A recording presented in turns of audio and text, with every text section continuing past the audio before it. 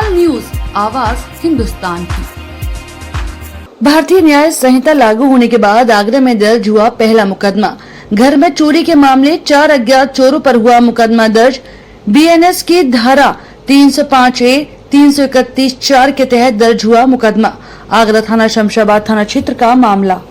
शमशाबाद पर हमारा जो एक घटना हुई थी आज, तो उस घटना में एक FIR दर्ज हुई है।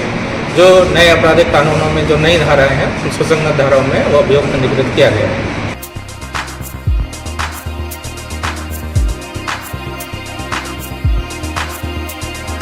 तत्काल न्यूज, आवाज हिंदुस्तान की।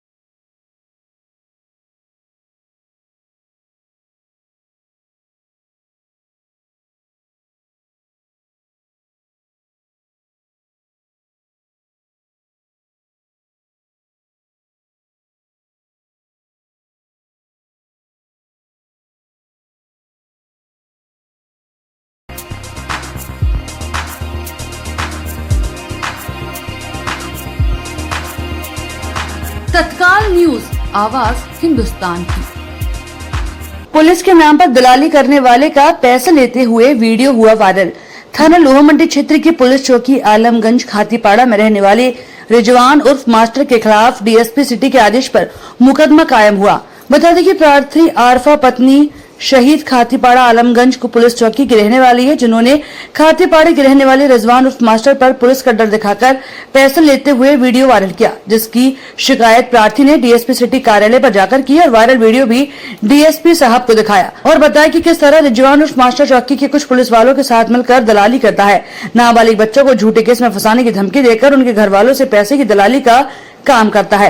डीएसपी सिटी ने पूरे मामले की जानकारी लेकर रिजवान उर्फ मास्टर के खिलाफ मुकदमा कायम करवाया और पुलिस को जांच के आदेश भी दिए। अब देखने वाली बात यह है कि पुलिस ही पुलिस की जांच करेगी और ये जांच कितनी सच्ची और कितनी झूठी होगी, ये तो समय पर ही पता लग सकेगा।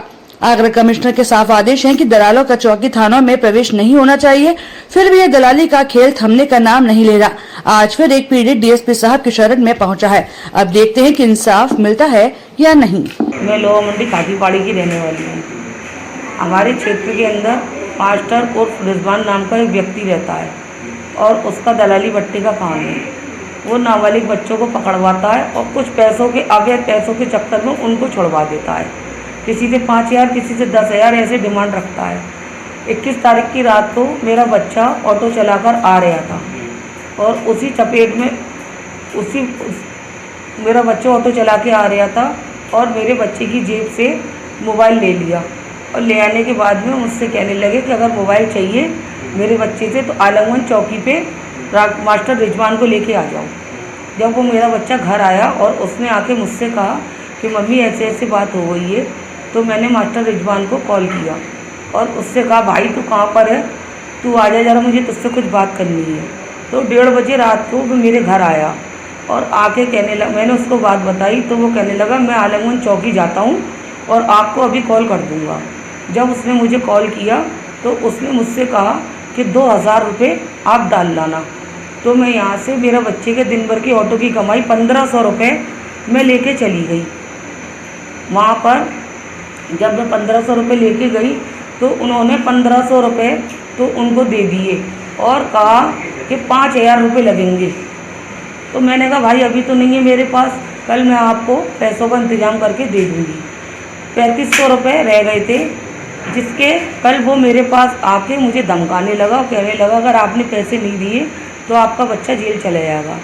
तो मैंने दिन भर की कमाई बच्चे की 2,000 रुपये कहीं से भी करा के उसको दिए। और भाई मेरा आदमी पैरालाइज का मरीज़ है, मैं हार्ट पेशेंट हूँ, मेरे घर में एक ही बच्चा कमाने वाला है। मैंने इसकी शिकायत DCP साहब के यहाँ करी, जिन्होंने मेरा बहुत सहयोग करा और सहयोग करने के बाद उन्होंने रिजवान के खिलाफ़ मुकदमा कायम किया और मुझे हौसला दिया है कि आपके साथ न्याय होगा।